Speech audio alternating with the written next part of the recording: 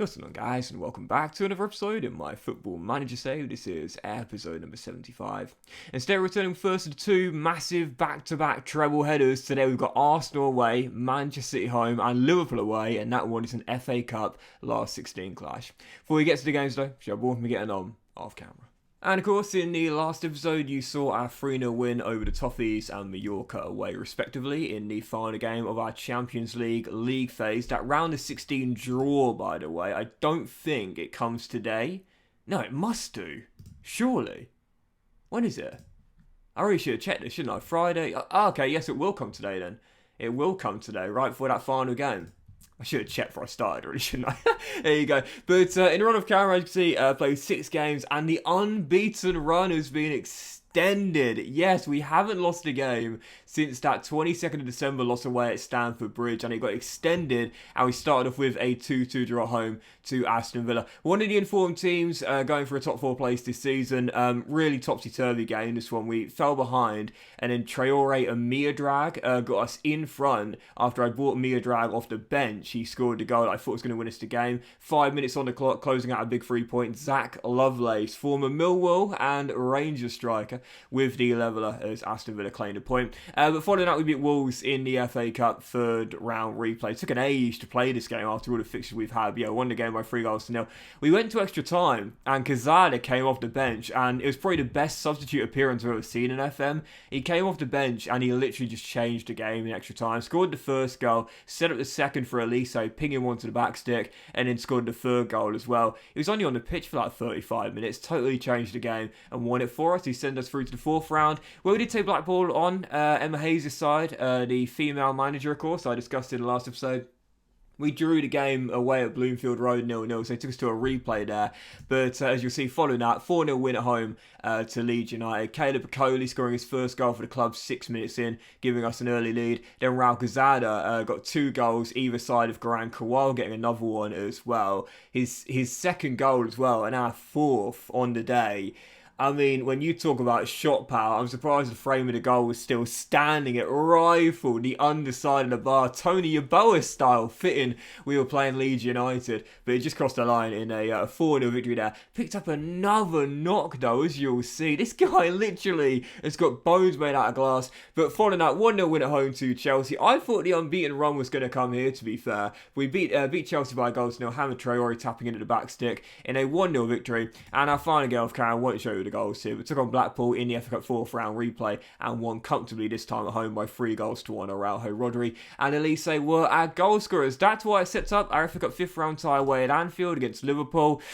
Feel very pessimistic about that. And in between that, again, Arsenal away and Man City at home, both having what you'd call subpar seasons by their standards, but I've said before, it is just so tight in the Premier League. Now, the luxury is that we've got a game in hand on every single team in the league with 12 games remaining. So 2 games in hand on Villa. We win them both, we'll leapfrog them and go into 4th. But Man City and Arsenal only right behind us. Man City on goal difference, Arsenal by 5. It is still an incredibly tight league table. And it just goes to show you how hard it is to be in the top 4, let alone a title race. It's unbelievably tight. And what's worth remembering is that Manchester City in this save have been a Champions League team every single season. There was only 1 year they finished outside the top 4, but they qualified for the Champions League, I believe, by winning it. So, you know they're going to have a run towards the end of the season, as they so often do. So keeping them at bay, keeping Arsenal at bay, I mean, it's just so difficult. Right now, heading into the game on the injury report, a few players are down. Forsby is injured with a pulled thigh, although we barely see him anyway. This will probably be his final season, by the way, as well. Our contract coming... Oh, no, it's next season. I thought it was this season's next season. Okay, we've got 1 more year then, fair enough. I just love him as a squad player, man. What can I say? He's down though. Urisevic is still down. We haven't seen much of Urisevic this year due to the injuries he's had. But, Even so, Urisevic is down as well. Fernandez not fully fit for the game. And also Georgie, bit of a slight knock in training, but of course we'll have to soldier on because we've got no one else really between the sticks of his quality. So this is our team then, 4-3-3, the Giga Press system we're using all season long. Georgie is in goal, the back four is Smallcombe, Akoli, Mia Dragon Arrows, with Rodri and McTominay our DMGO. Finally got that partnership, took a while there. Scott is our DLP, with Kazada on the left, Sucic on the right, and Garang starting to pick it up a little bit, leading the line. On the bench you've got Ward, Mascara, Garza, Lopez to Chump, Radulovic, Traore, Elise, and Araujo as well. First of the big three today, it is Arsenal away, and I'll probably say the biggest of the three as well. Come on, you cherries. So first highlight falling with 9 minutes to go before the break. Arsenal playing this system which I've said before, I literally cannot stand it, as Martinelli is through and drills it in. I think he was onside. I think that was stand. Tommy is over the top. And Gabriel Martinelli playing off the shoulder of Mia Dry there, but I think he was onside. I think that will stand. And Arsenal are gone in front. So 1-0 to Arsenal, but they're playing this 5 sort of like 2, not 5, like 6. No, not 6, 7. So I can't count. Basically, they're playing this system, and I call it the circle back. And you'll see it when you see the formation when we go back to the hub there. It's so hard to get in behind, which is obviously the way we like to play, with such a pacey man up top in Garang Kowal. But even so, down by a goal, Martinelli with the opener. I'll take a point in this game, but if we are going to get it, we'll have to come from behind. Akoli to Rodri, and now Scott looks for Kowal. He'll find Kazada. Oh, off the post. He's been brilliant recently. Kisses the woodwork it's behind. Yeah, this formation, I can never seem to win against it. And if I do win against it, it's normally by a lucky fluky set piece or something. What I find is that when I play games against teams that are lining up this way, I tend to have more in the ball. Yep. I tend to have more shots. Yep. I tend to have a higher XG. Yep. But I still end up losing or drawing. I just never seem to be able to win against teams that play this way. It is, I would say, the toughest system to play against in this year's FM. I haven't found an answer to it yet. Well, I did expect our... Oh, cool! Gets the leveller, and we're back on level 2. What did I say earlier? If we win, it's normally due to a fluky goal, and instead it's a leveller, but we will take it. Sometimes you need a bit of luck and we'll take it. I felt as though our unbeaten run was going to win today. I did see this being the trickiest of the games, especially away from home, but what a howler from Arsenal. What kind of back pass was that to Ramsdale? Just hoof it if you need to. And Garang wins it back and tucks it out. Well, I would have taken a point pre-game, and I'll take it now. These stats here just tell the full story for me. This system is ridiculously OP in FM. I swear it's the hardest one to play against, no doubt about it. But you know what will take it? Our unbeaten run survives. You look at the XG there, but I'll still take it. Lads, you should be happy with that. You should be happy with that. We know how OP that system is. We'll take the point. Right, second of three then. Man City at home. Actually, I'll probably say this is the biggest of three, thinking about it. With Man City only behind us now by a point on the back of that draw there. And we do have the game in hand as well. Really can't afford to lose this one. I would take a point, but it's a massive game for both teams, this one, as we approach the business end of the season. Aston Villa at home tonight against Brentford. Keep an eye on what's going on there at Villa Park. So heading to the game, I'll make a few changes to the lineup, but no change to tactics. Like I said, in the Arsenal game, you saw the XG there. We were fine. Control possession did really, really well. I expect Man City to line up in the same sort of way. So, couple of changes to the lineup, but none to the tactics. So, Georgie once again in goal. Now, I've got Max Aarons at left back. And this season, you might have noticed this, you might not. But a few times I have played him as an inverted wing back at left back and put Mascara at right back.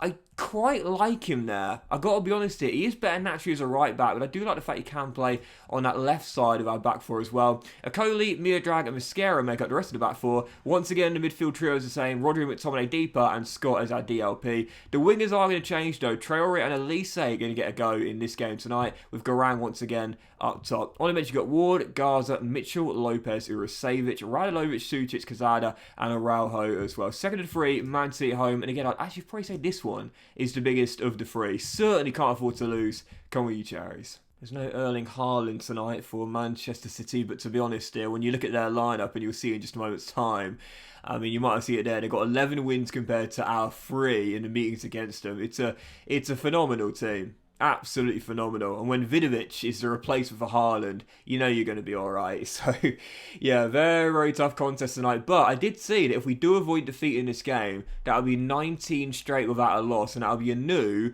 Bournemouth club record stretching back to 1982. So it'll be nice to get ourselves in the history books with at least a point tonight. Again, keeping our eyes on the Aston Villa game now. Could really do with Brentford doing us a favour there at Villa Park. First light's going to come early and it's going to fall to Manchester City. Down this right hand side, Aarons, the inverted wing back, makes the tackle but then loses it. Traore wins it back though, and we shall clear through a Coley. Kowal gets it down on the deck. He'll need a teammate though. He's got Elise to the right. Instead goes all the way back to Mascara, who now finds Michael. McTominay. Kowal could be through if he sends him. Rodri says, I'll try. No, he doesn't. Finds Traore, who he himself has a go. Now Kowal, tight angle, holds it up. Back to Aarons. Stepping inside onto that preferred right foot. There's Elise cleared away. And picked up by Miodrag. Good start though. Good start. Traore.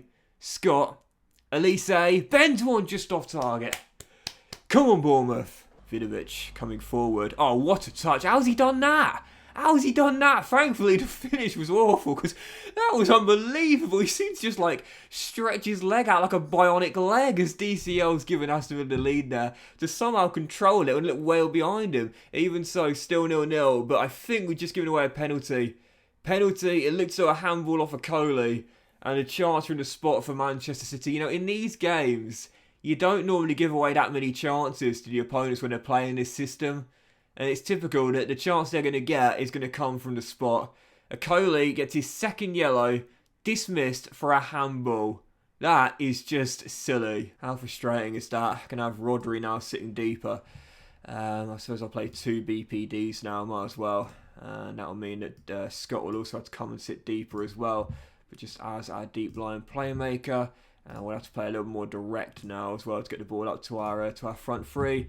Passing the space as well. Might as well try and use that pace we've got going forward. That is so frustrating. So unless Georgie can provide the heroics against Vidovic, Man City with now a man advantage are going to have a goal advantage as well. It's the number 10 who sends Mamadashvili the wrong way. Man City in front. And as things stand, we're dropping a 6th. Oh, that is frustrating. Down by 1. Down a man as well. And Man City now should be able to close this game out, leapfrog us, and go into 5th. We'll still have the game in hand as Fatty's shot is blocked and the second one is saved. But they are the team that we have struggled against the most in this save. Even though this year they're having a very rare off year, they are the team we struggled against the most. And as things stand, they will drop us down to 6th place. Do you know what? We'll get out of this game only losing by 1. It will mean that our goal difference doesn't take a hammering. I guess, if nothing else, I'll take the positive. Only chance we get back in this game, I feel, is going to come from a set piece like this. As Miodrag finds Traore in acres of space. And yes, Hamid Traore! Sig for the year. Bournemouth final leveller. Miodrag, ever since he put his toys back in the pram, has had a great return to form. It's an excellent ball by the Serbian. And the Ivorian smacks it in. Roof of the net. Bournemouth have the equaliser, but the question is, with a man disadvantage, can we hold on to a point? This will be a brilliant result, this. Corner, Manchester City, whipped in. Oh, and Trevor Chalobah gives Manchester City the lead once more. 13 minutes after we found the equaliser, we've lost it. 2-1, and we're not going to come back from that. Not going to come back from that. Saka's delivery, Chalobah's header, and it's 2-1. So it looks as though we will not set a new Bournemouth record of 19 games without loss. We'll equal the record, but not set a new one. And this is going to wrap it up. No, Georgie, great save on Vidovic, and cleared away. To be fair, going down a man in the first half against, again, the team that we struggled against the most in the save, against the system I struggled against the most in the save, I'm not too surprised. If nothing else, we'll make sure that our goal difference doesn't take a hammering, but, well, this will be the final chance. 4 minutes of stoppage time. Mascara sends it over the top. Chalobah gets it on the deck, though, and it will be cleared by Manchester City. Shame, but, yeah, I can't be too mad. I can't be too critical. Absolutely not. This will wrap it up here. Terraciano whips one in. Miodrag away, but Rago goes for goal. And Georgie doesn't cover himself in much glory. 3-1, game over. Thomas Tuchel side with the 3 points. Lads, just don't worry about it. Don't worry about it. One of those things. Unlucky. Keep your heads held high, lads. Keep your heads held high, though. Caleb, wherever you are, mate. you are going to get. You might seem a little bit happier, but you're not now, because I'm disappointed in you, mate. I wouldn't say you cost us the game, but, there was no chance we were going to get a win after you got ourselves sent off and gave away a penalty in the process as well. 3-1, but let's just put it behind us, lads. Move straight on. Move straight on. Don't dwell on it. Right, here we go. Here we go. Champions League last 16 draw. And let's do it. Let's see who we'll take on in our first ever Champions League knockout round. First of all, let's see who's doing the draws. We're a seeded team, of course. Oh, look at this. This is nice. This is nice. Michael thinks we're going to cause a real upset as well. I like that a lot. Let's see who we've got then in the last 16. It's Ole Gunnar Solskjaer doing the draw. And the teams we can face: Monaco, Real Sociedad, Ajax, Milan, PSG or Stade Rennais. Of course, can't face an English side. Anyone but PSG. Anyone but PSG, Ollie, please. And I will take it. So, here we go then. Here we go. Monaco, first name out of the hat.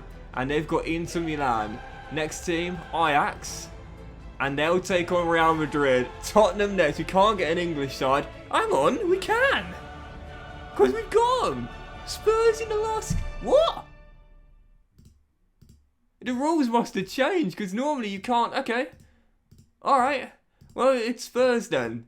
I did not realise we can get any of them. I guess the rules have changed. PSG... Oh, what a blockbuster tie that is. PSG and Manchester United, who have been the best team in England in the save, and that is that. So we'll have Spurs in the last 16.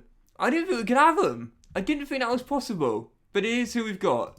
Bournemouth versus Spurs in an all-English Champions League affair, and they have struggled mightily this year, sitting in mid-table right now. Yep, I think that's going to be an even tie, no doubt about it. If you look at the fixtures we've had against Spurs in the save so far as well, if you look at the past meetings between the two of us, it's about even, really. It's about even. You've got to take a couple of those friendlies into consideration as well, but really, it's about even. So Spurs in the last 16. Bring them on. Right then, third and final game of today's episode, FA Cup last 16 away at Anfield. To be honest, if we go through, we go through. If we go out, we go out. I'm not going to be too concerned.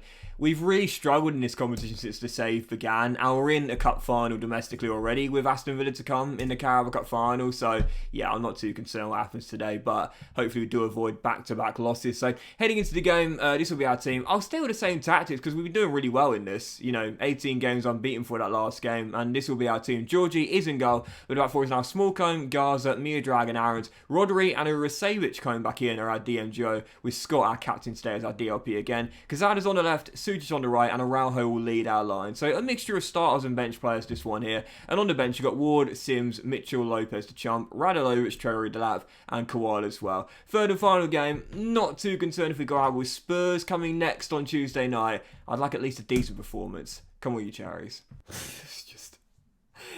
Just remember what happened a couple of years ago in that Carabao Cup final win over Liverpool when Gallardo put Bangura in the starting 11 and Alisson on the bench. Thought it was his pro debut. Not going to make that same mistake again, is he? Not going to make that same mistake again. Yeah, so I don't think I'll ever get luckier in Football Manager than in that game there. That is, without a shadow of a doubt, without a shadow of a doubt, the luckiest thing that's ever happened to me in Football Manager.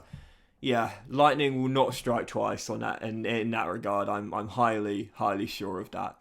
Anyway, first time it's going to fall to Liverpool as Goncalo Ramos loses out, and he had to David Garza and Rodri, but as Nkunku picks up, he's got acres of space to run into here. Look at that space, and thankfully fluffs his lines. No one went near him. Throw, cherries, and Smallcombe just throws it away, but Scott says, don't worry, I'll pick it back up, and now Sujic heads in and gives us the lead. Now, it's going to go to VAR. Alisson came for it. He got nowhere near it. Caught in no man's land. And Lucas Sujic, who is 6'1", he is good in the air, has headed Bournemouth into a lead at Anfield.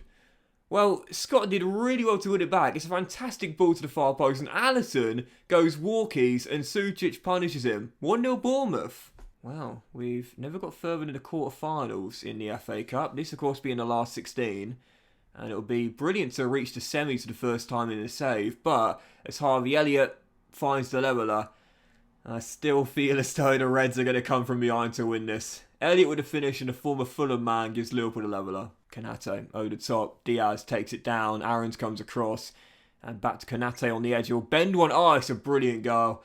Ibrahima Konate bends one in from 20 yards, and Liverpool have flipped the game on its head in 2 minutes. Wow, that was quick. I expected it to happen. Even though he took the early lead, I still felt as though the Reds would come back and lead this game, but I didn't think it would happen that quickly. 2-1, we're down by a goal, and it looks like we're set for back-to-back losses. But like I said, Spurs on Tuesday night in that first leg in the Champions League, that's a far more important game to me than this one. And so with that being the case, I'm not going to go harsh on my boys, and I am going to make some changes as well. Rodri, our anchor man, can come off with a chump. I'm also going to bring on Radolovic for Alex Scott, who I want to start on Tuesday night as well. And Max Aaron, who starts practically every single game for me, will also come off as well. I'll probably take Sucic and Mia off at some point as well. But yeah, 45 minutes to go. We had the lead, we were doing well, but yeah, I'm fine letting the Reds go through with that Champions League first leg coming on Tuesday night. Far more important to me. Empty the bench, boys. Empty the bench. Don't normally do it down by 1, but yeah, I don't know, like... The thing about the FA Cup is, and I've said this before, listen, you know, I grew up with the FA Cup being as Diaz makes it free. Like, it was just like I don't know how to explain it, the magic of the Cup. People say, oh, it's been lost now. I don't think it's been fully lost, but it's definitely getting there. It's definitely getting there. I've seen that the FA have plans to make it now where it's actually not a standalone weekend, the FA Cup final weekend. It's actually going to be played on the same day as Premier League fixtures, and that's just like, what are you doing? How are you going to take the competition with as much serious and severity as you do the Premier League when you don't give it a standalone day? I can understand scrapping replays. You know I'm not a big fan of replays regardless, but that's just silly. Absolutely silly. No need for it whatsoever. It just totally devalues the competition. It's Cazada bends one in for his 11th of the year, and the Chilean is having an unbelievable season. 19 yards out, free kick, and he bends one top. He's a baller, this guy. He's an absolute baller. 20 years old and still getting better. Alisson don't even move. Well, game not over yet, but as Liverpool look for the goal that will surely kill us off here, Salah down the right finds Divine. Neves, Salah, game, that'll do it now. The comeback lasted all of 3 minutes. Raul Quezada with a goal to peg it back to 1, and Mo Salah still going at his ripe old age, but still as good as ever. Wraps it up now. 4-2, that'll stand. It's game, it is over. Well, you know, I did expect the unbeaten run to come to an end at some point today, and in the end it's back-to-back losses and a draw. In the grand scheme of things, it could have been even worse had it not been for Koal's leveller in the Arsenal game, but 4-2 away at Anfield with, to be fair, a mixture of, well, mostly backup players, to be fair, and a few starters out there. Do you know what, lads? Oh, I can't, this really pisses me off when you're defending your lads and they switch off. It's like, lads, come on. Seriously. Anyway, 4-2 the final score. I'm not concerned at all. I am not one bit concerned at all. I'll do a team meeting tomorrow on the Sunday. We got Wednesday night game away against Spurs. Lads, we've got 2 cup finals, if you will, in that Champions League last 16 clash against Spurs, and an actual cup final against Aston Villa as well. Put this behind you. We expected to lose at some point today. In the end, it's back-to-back losses, but it's not disastrous. That'll do it though, guys. So big thank you for enjoyed it. If you haven't, like, hope you all have a fantastic day, and whatever you do, do not miss the next episode. We will return with those 2. Really, he's going to feel like 3 cup finals here. 3 massive games in Bournemouth history here as we go for our 5th major honour and our 3rd Carabao Cup in 4 years, and progress to the last day of the Champions League in our debut year in Europe's elite competition. I'll play all 3 in the next episode. Have a great day, guys. Much love, and I'll see you for the next one very soon.